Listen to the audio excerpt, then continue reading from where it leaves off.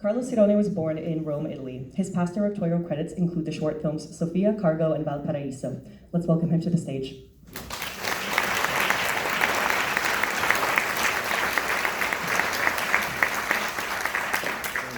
Thanks a lot to be here.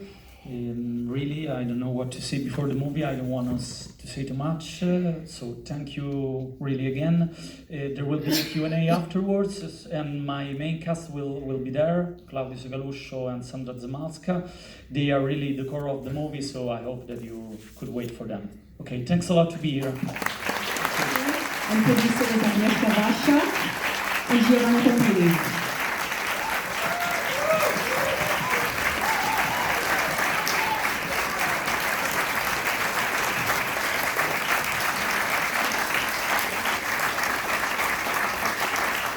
Giovanni Pompili, the producer, and Agnieszka Wasiak, the co-producer.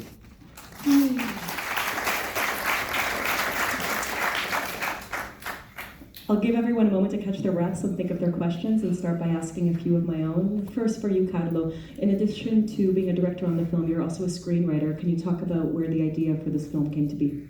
Yes, I mean the idea was to that we have with Giulia, with the screenwriter that write the story with me. It was like to focus on a journey of parenthood that was in a way unconscious. So this idea to someone that just has to pretend to be a father, and in this journey start to believe that he could be a father, interests us from the beginning. Of course, it came from like a sort of hypothesis. It was an investigation hypothesis. We were reading from an NGO case like that. Then we did research, and it came out it was true. I talked with like a lot of research, and then it came out, the story. But basically, we decided from the beginning to focus on a private story, not on the surrogacy or like the baby trafficking. It was for us it was much more the story of like two unknown that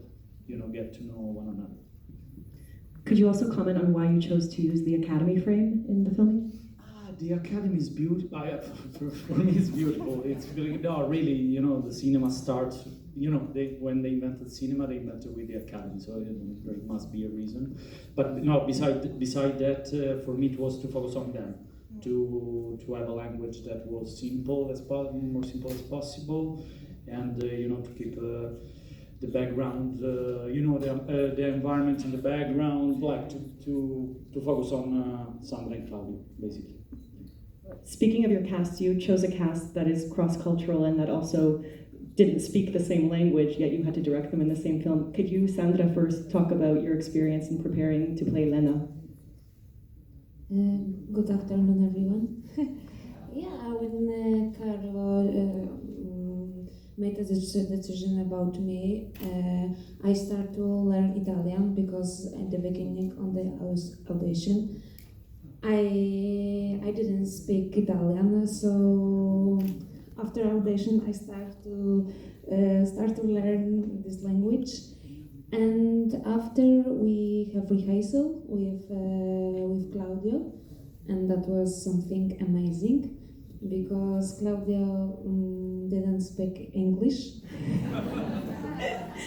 I speak in English, and I speak English and Polish, and Claudio speak Italian, and our communication was really strange, but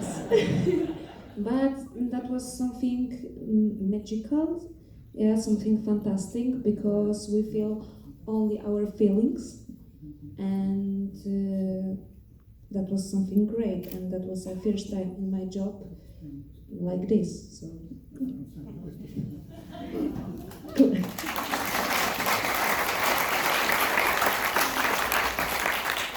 You're both incredible in your roles, and Claudio, for you, this is your first time acting. Can you talk about how you were discovered for this role? Sì, per me è stata la prima volta che recitavo, la mia proprio prima esperienza, e lavorare con Carlo mi ha aiutato molto perché lui mi ha messo subito a mio agio, ha subito capito che comunque non ero un professionista e mi ha aiutato ad avere una base nella recitazione. abbiamo fatto tantissime prove che porterò sempre nel cuore come l'esperienza del film appunto, e mi ha aiutato molto anche Sandra, essendo lei un'attrice professionista, mi ha dato molti consigli e appunto come dice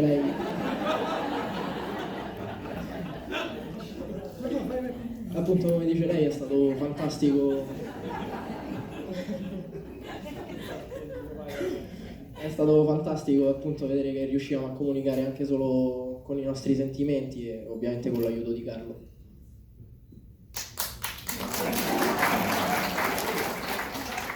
Delightful. Yes, as you say, it was the first time for me acting, my very first acting experience, and with Carlo's help, he made me comfortable, he put me at ease, and he understood, of course, that I was not a professional, and he gave me the acting foundation through the rehearsals by giving me this amazing experience, by being patient with me and showing me the ropes. And of course, Sandra helped me as well. Of course, she's a pro and gave me some amazing advice and fantastic experience with her, and the whole film was, I think, a wonderful experience. And it was great to see that we could communicate with our feelings, with our emotions, of course, with the help of Carlo.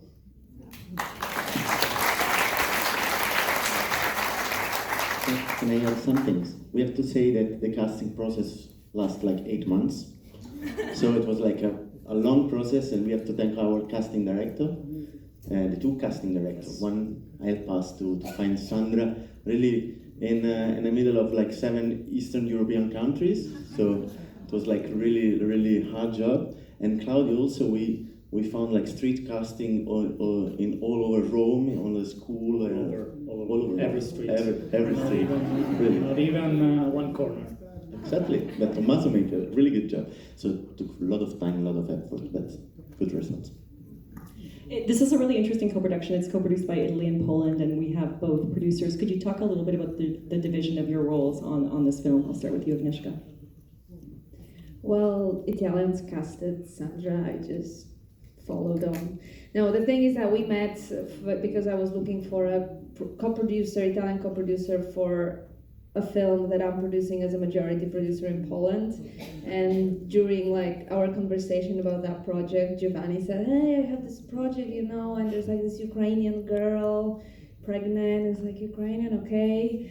And I read the script and I loved the script, and we applied to the Polish Film Institute. It was like we discussed how this could work, because obviously there are some obligations that have to be met in the European funding reality. So we had some creative input in the form of a composer, Toniki Rożynek, and a sound designer, Michał Wojcik.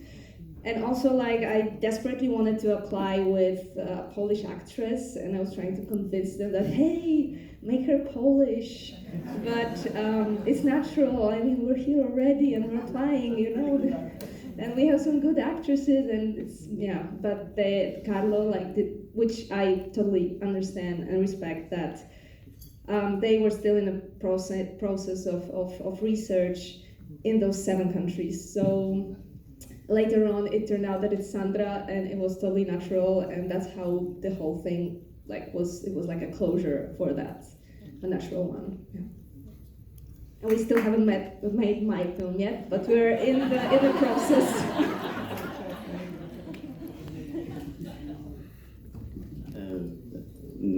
Well, you said everything. I mean, but I think co-producing is not a matter only of the obligation you have to, but you have really to find the right people that can embark and join your vision and your director's vision, and can follow you on all the path to build up a film, like a small, big film like this one. And I think this kind of relationship can last. So we're gonna do Aga's film, of course, and it's a declaration, and maybe another one.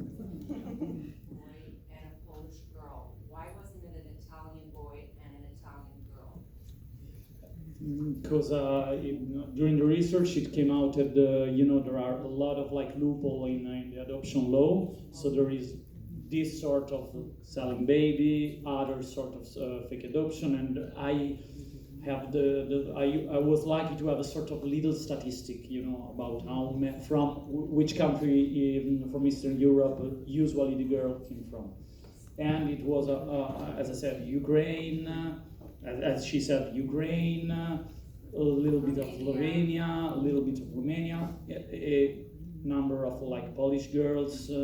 Basically, because in Poland, you know, abortion is forbidden, so sometimes they go, you know, abroad to have an abortion. But even, you know, I mean, there was a possibility that was Eastern Europe.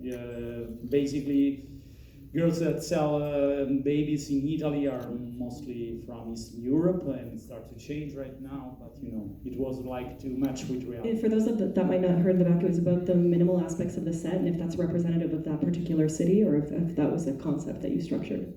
In a way, it's a combination. I mean, we found the city is Nettuno, it's like 1 hour from Rome. It's a strange town with a neighborhood that was built in the 70s, and it remained like this, like exactly like this. All the houses are like 30% of the house there are people living in the other 70% just you know, summer houses. So it was a combination. I was searching for something a little bit abstract, and it was abstract, but it was even matching with the story.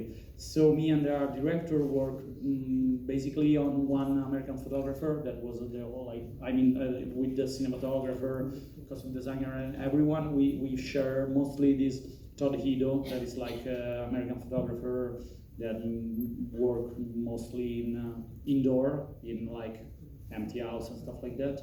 So it was a little bit the atmosphere guide for all of us. Could you speak a little bit about the sound design and specifically the use of silence throughout? No, thank you first of all, and yeah, it was specific. I mean, of course, when you are working on sound design, everyone comes out with a lot of ideas, and usually you have cut out a lot of that ideas, and I was cutting out a lot more of ideas because I was thinking that, you know, the stillness of the movie at the beginning, the movie really has to be still, emotionally, in the language, in the sound, to then feel much more the change, you know. So it was on purpose, yes, and the house has a natural reverb because it's from the 70s and all the material are super old and super cheap. So this sort of reverb that you heard about door and dialogue in the house is totally natural. It's not something made on, you know, made in sound design.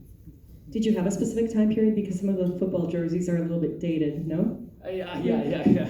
No, I mean, we try to keep it everything like contemporary, but not, you know, I don't know, to have this sort of like feeling that everything is not with a specific time, but it's contemporary. I don't know, it wasn't really on purpose. It came out with the costume design mostly. You're talking just about the music, no? And sport, you like Yeah, basically, yeah, it's in script. I mean, the first music and the last music was the idea that I had from the first draft, and then when I met Teoniki, that it was, you know, I was lucky to like with Aga search like to test in a way 2-3 Polish composer. When I met Teoniki, I like love her work because you know, her work is so simple but at the same time a little bit dark. So I let her work a little bit, then I sit next to her, try to take out a little bit of things because to keep it minimalist. So yeah, in a way I work with her, but it's all, you know, it's all her. I mean, I love Teoniki. I think I say to Aga 100 times every time I jump into and say, I want to work with Teoniki again, because I really think personally the score, I really like it. Yeah. Thank you.